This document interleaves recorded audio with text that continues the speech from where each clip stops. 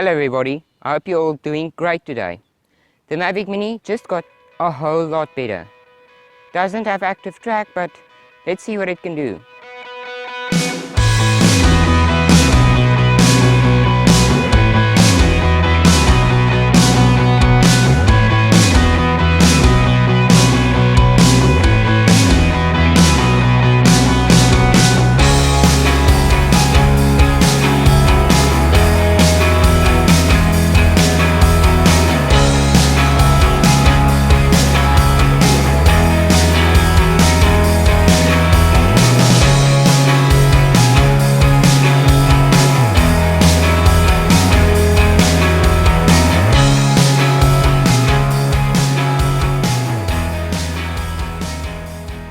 In this video, I'm going to show you how you can use the last two firmware updates to the DJI Mavic Mini to their fullest potential. As far as I know, there were two firmware updates from DJI to the DJI Mavic Mini in the last month or so during this lockdown period. One is for the app and the other is for the drone itself. So the first update to the DJI Fly app from the previous version to version 1.0.8. This update brought some few small updates as well as two major updates, which oddly wasn't listed as updates in the What's New section of the update screen. The first major update is the signal lost action setting, and this setting allows you to set what the DJI Mavic Mini does when the control link between the Mini and the remote got disconnected. This can be set to return to home, land or hover. I always recommend setting this setting to return to home, except for in one scenario, and that is when you are going to fly through or underneath a bridge or trees or something. Then I always recommend setting it to hover. I recommend this hover setting because in most cases flying through underneath something is the most vulnerable place for the connection between your Mini and your remote, and you don't want your Mini to lose signal and then go up into a bridge or a tree, and even worse, if that bridge crosses water, your Mini goes into the water and you will never see it again. And then the second very important update is manual white balance control. I know some of you are primarily drone pilots and don't know much about the photography side of things, so let me explain how you would use the setting. First of all, what is white balance? White balance is the color temperature of the light of the scene you are shooting. Sometimes this color temperature is a little bit cooler, so the light you are shooting are a little bit bluer. And then sometimes the light is a little warmer and more to the warmer reddish side. So that is white balance. Now the white balance in your app, that is to compensate for the color temperature of the scene you are shooting. So when you are shooting a scene that is lit with very warm light, you would compensate for that by setting the app to a cooler color temperature, balancing that out and giving you the correct color temperature. An example of a warm color temperature light source would be tungsten lighting, and sometimes LEDs can be very cool. Not cool like cool, they are cool, but the color temperature. So why is white balance important? Well, it's important because with the profiles and the formats that the Mavic Mini shoots in, you can't change the white balance afterwards. So the Mavic Mini shoots JPEG images, which is compressed and not raw, so you can't change the white balance afterwards, and definitely it doesn't shoot raw video, so you would not be able to change the white balance afterwards. So that's why it's important to set it correctly in camera. So let me show you how you would use this manual white balance settings. Why should you use manual white balance? Well, first of all, the Mini's auto white balance can change while you are shooting, while you are taking the shot. And that doesn't look very good or professional. Think of it. You're taking a shot, the color temperature is a certain degree, and then you fly around a building or something and everything gets cooler or warmer. That doesn't look good. And then the second reason is you don't want the white balance changing from shot to shot. When you're building a sequence and cutting from one clip to another and the white balance is changing, something just doesn't look right. So that is the reason why you should use manual white balance.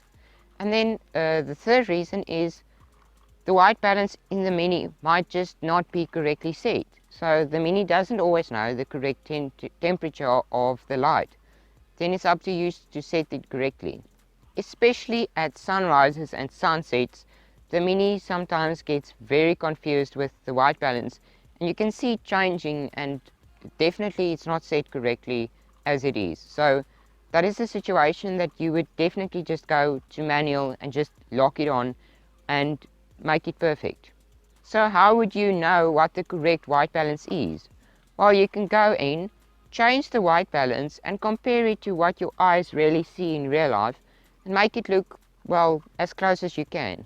And then another way that you can check to set the correct white balance is by using a grey card. You can use anything white or greyish. Make sure it doesn't have a tint to it. Just use something very neutral, like the Mini. But you won't be able to use that because you need to put that in front of your Mini and then compare the color temperature of whatever you chose to the text that's in the app. So the text in the app is white and it wouldn't be tinted blue or red. So compare that and change the white balance until they look the same and one doesn't look blue or red. And then you would know your white balance is set correctly for the scene. And then another way you can use the manual white balance setting with your Mavic Mini artistically is by going into the white balance setting and intentionally setting the white balance to cool or to warm. By setting everything to cool, you can create a sad or maybe scary feeling in your footage. And you can change the exposure as well, make everything a little darker, maybe add some dramatic music, and then you can create a pretty sad or scary movie. And then by making everything a little warmer and maybe expose your footage right this time and add some happy music, you can create a pretty happy feeling in your footage. So this is how you would go and change from auto white balance to manual white balance. Go into the menu, the three dots on the right top corner, go on to that, go onto the camera tab, not the safety control, camera tab, advanced shooting modes or settings, and there you will see under white balance you can choose auto, which is the default, and then manual, and then you have a slider to change the white balance. And as you can see, it compensates for the white balance and my scene, and I would say that is about correct. Not sure right now, but I have that setting. And then also how to set the signal lost action. So you'd go into safety, go down to advanced safety settings, and here you have a signal lost action. You have to return to home, descend and hover. I am setting it to return to home, and that is how you would set that. Then the second very important firmware update was to the Mavic Mini itself, and this was from the previous firmware version to version 01.00.0500. The first major update was manual exposure settings in the video mode, and then the second, not so important but important and expected update was 24 FPS in all resolutions. So, the manual exposure in video. This means you can now set the ISO and the shutter speed while shooting video. So, for those of you that don't own ND filters, this is how you can use this new update. If you're doing a very important shot or a shot you're getting paid to do, you can now use this manual exposure settings to at least see what your ISO is. And you can set yourself a threshold to where you no longer tolerate higher ISOs for important shots. Especially with the smaller sensors that's in the most drones, they don't perform well with high ISO settings. So you can set yourself a limit now and know when your drone is going too high, you should stop shooting, because you can't change the aperture. It has a fixed aperture and it has a fixed shutter speed, or you can't go any slower than what it allows. So if you want to learn more about that, go check out my video up there about camera settings. It will help you learn more about those technical stuff. But for those of you that don't own any filters, you can now at least see if your ISO is going too high, and you can no longer tolerate the higher ISOs. For those of you that don't know what ND filters are, they're like sunglasses for your camera. They block out some of the light coming from bright subjects to help keep your shutter speed down, ideally twice your frame rate, and then that helps to maintain a nice level of motion blur in your shot. That helps eliminate those jittery feeling footage.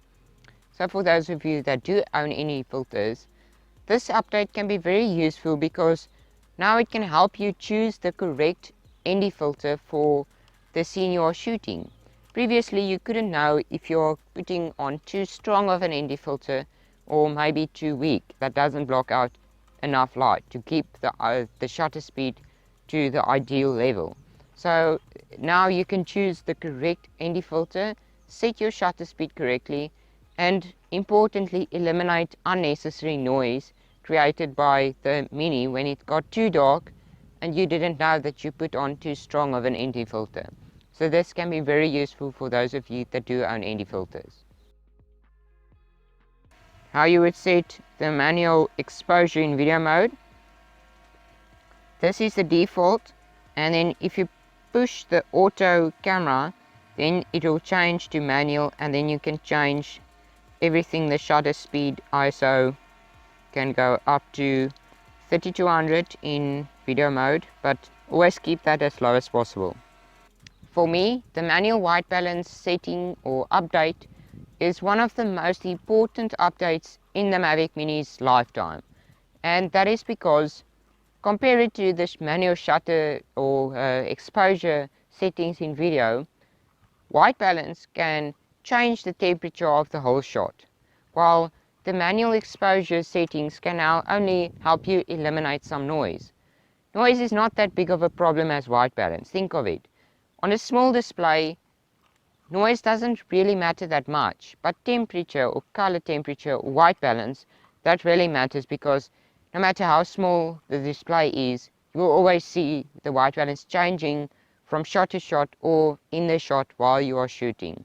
I think the white balance setting is a little more important, but we don't have to choose, we have both updates. So thank you DJI, but come on, let's get raw photos in there and maybe some kind of tracking mode or something.